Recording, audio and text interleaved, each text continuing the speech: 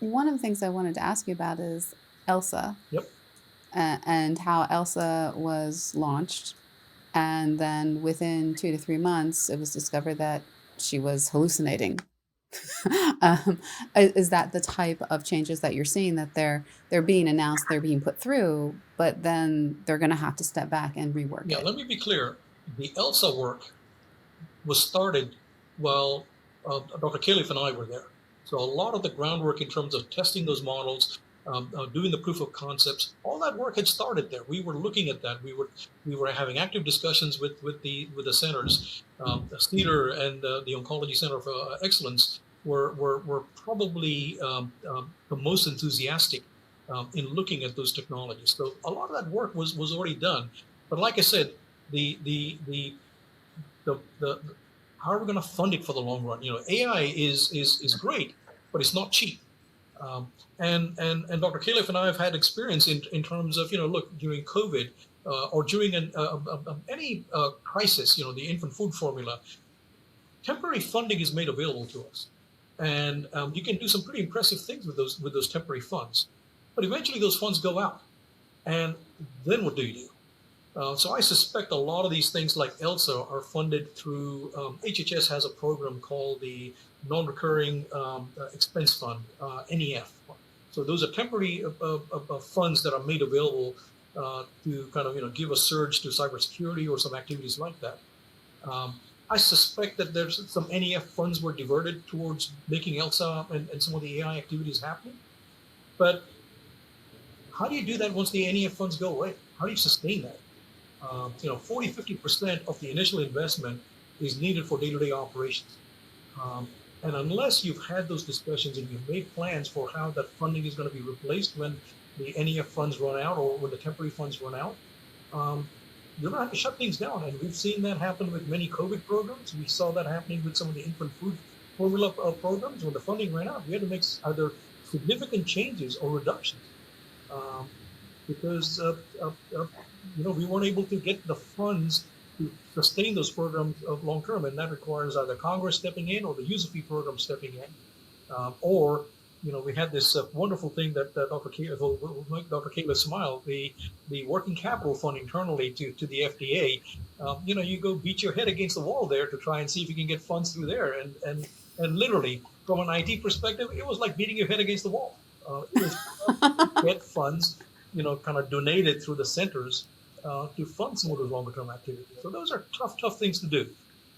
But that's the hard work you have to do to create a long term sustainable program. I think we're all trying to figure out what the equilibrium is going to be between our friendly AI agents and the human aspect um, of work. And um, my read on it is we started out from a very conservative position because there was a lot of resistance by the leaders in the centers to moving too quickly because they recognize that if you sort of move along and don't pay attention to those details, things slip through the cracks and errors occur.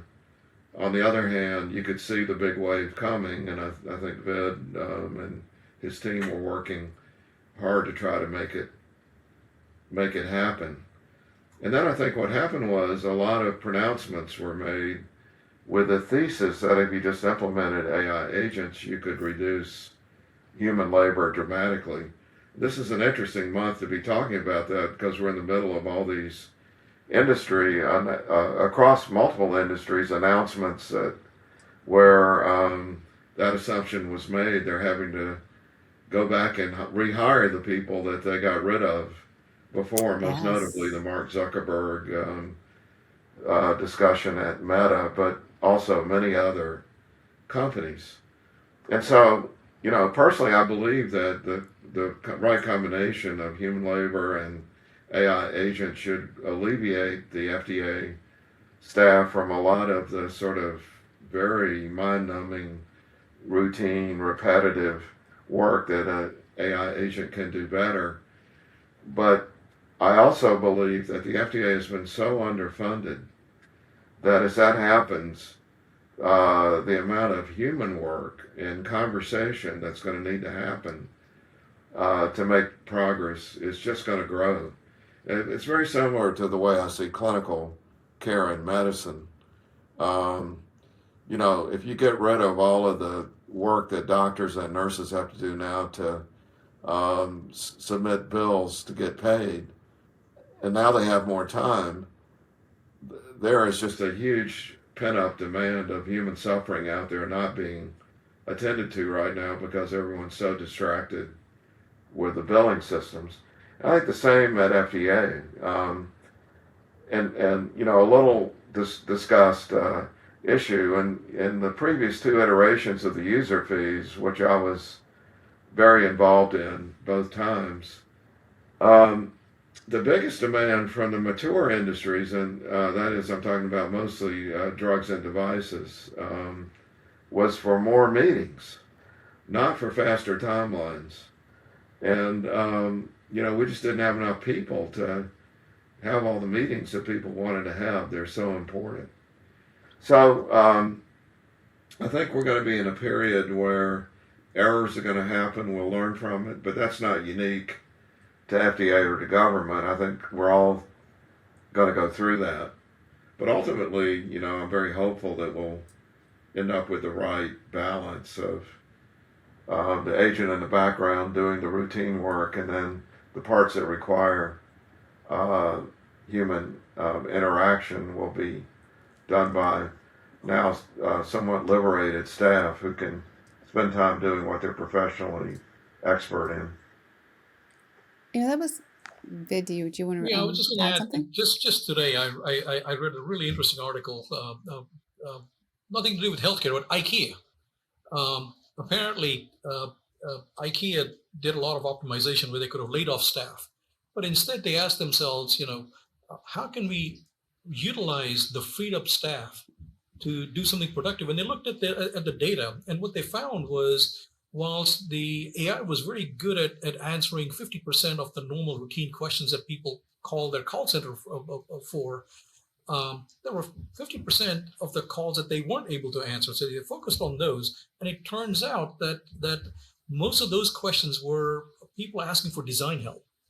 And so they created a new service that offers design help. So retrained the staff, and that created an over $1 billion worth of new revenue stream. I think that's the right way of implementing AI. It's how do I make better use or provide better services as well. So I think many executives are not asking the right question. You ask AI to basically say, how do I cut costs? It's going to give you an answer. If you ask them, how do I increase revenue as well as increase my profits, you're likely to get a very different answer in terms of here's some new services that you could be doing that you're not doing right now that you could put your freed up staff to do. So I think AI is all about asking the right questions, and I think many leaders have still not learned to ask the right questions.